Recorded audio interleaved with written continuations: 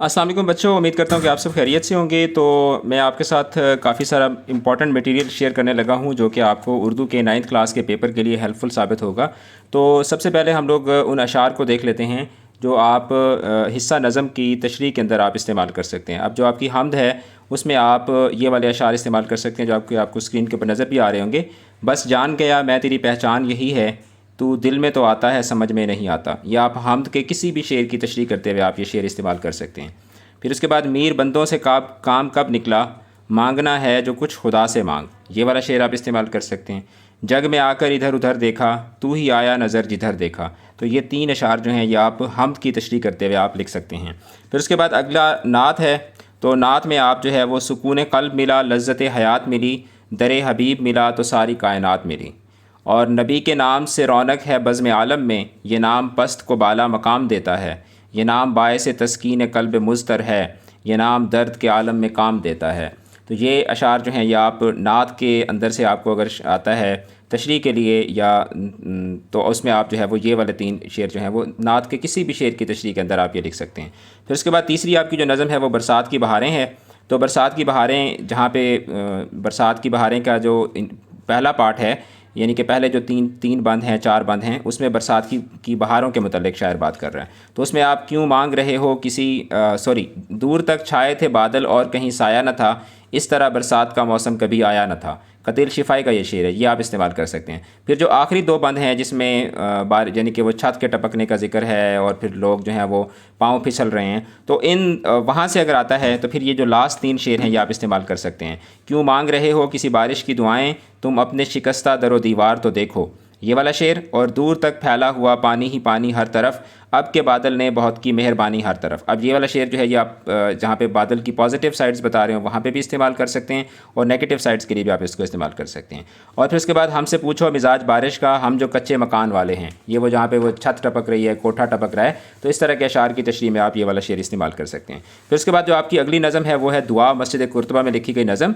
तो इस पूरी नज़म के अंदर बेसिकली शायर जो है वो अल्लाह और बंदे का ताल्लुक़ जो है वो बयान कर रहा है। तो इसमें आशिकी से मिलेगा ए ज़ाहिद, बंदगी से खुदा नहीं मिलता, ये वाला शेर आप इस्तेमाल कर सकते हैं। यही है ज़िंदगी अपनी, यही है बंदगी अपनी, कि उनका नाम आया और गर्दन झुक गई अपनी, ये वाला शेर आप इस्तेमाल कर सकते हैं। और कबूल हो कि ना हो सजदा व सलाम अपना, तुम्हारे बंदे हैं हम बंदगी है काम अपना, ये वाला शेर इस्तेमाल कर सकते हैं। और शाहों की बंदगी में सर भी नहीं झुकाया, तेरे लिए सरापे आदाब हो गए हम, तो ये वाले शेर जो हैं ये आप हिस्सा नज़म में इस्तेमाल कर सकते हैं। उसके बाद फिर मैंने बच्चों के साथ ये कुछ मटेरियल जो है वो शेयर किया है, जैसे तशबीह और जो है वो इस्तिआरा में फ़र्क अगर आपको आता है तो आप ये 3 इसमें फ़र्क लिख सकते हैं कि तशबीह जो है उसमें हरफ तशबीह इस्तेमाल होता है, इस्तिआरा में नहीं होता। तशबीह में मुशब्बह और मुशब्बह बिही दोनों का जिक्र होता है, जबकि इस्तिआरा में मुस्तार लहू का जिक्र नहीं होता। और तशबीह जो है वो इल्म बयान की इब्तदाई शक्ल है और इस्तिआरा जो है वो कामिल या मुकम्मल शक्ल है।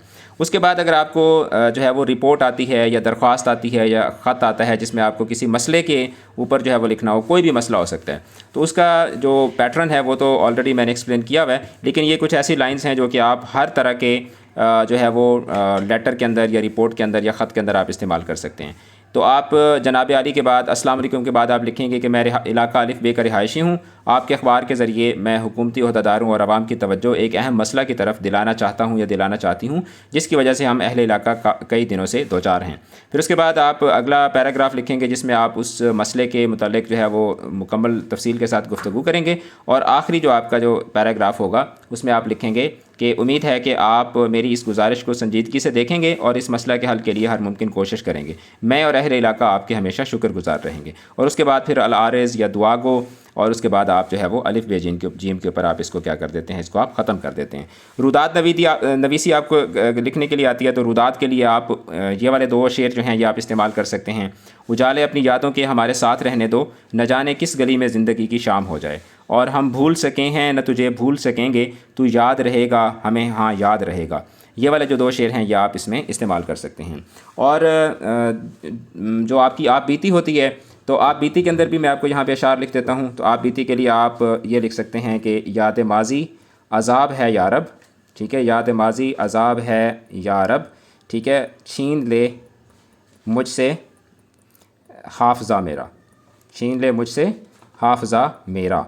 ये वाला जो शेर है ये आप हर तरह की आप बीती के शुरू में जो है वो आप लिख सकते हैं। ٹھیک ہے، آپ پیتی کی ابتدا میں آپ جو ہے وہ یہ شعر جو ہے وہ لکھ سکتے ہیں، یہ شعر لکھ سکتے ہیں، ٹھیک ہے۔ یہ میں ابھی جو پیڈ گروپ تھا بچوں کا ان کے ساتھ میں یہ شیئر کر رہا تھا، تو میں نے سوچا کہ میں آپ لوگوں کے ساتھ بھی اس کو شیئر کر دیتا ہوں۔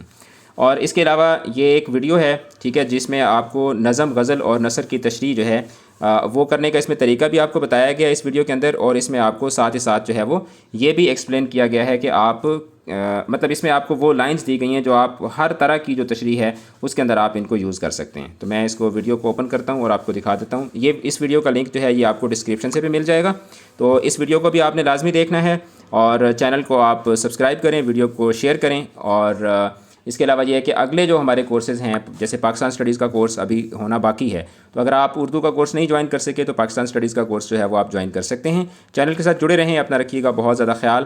آل دا بیسٹ، خدا حافظ۔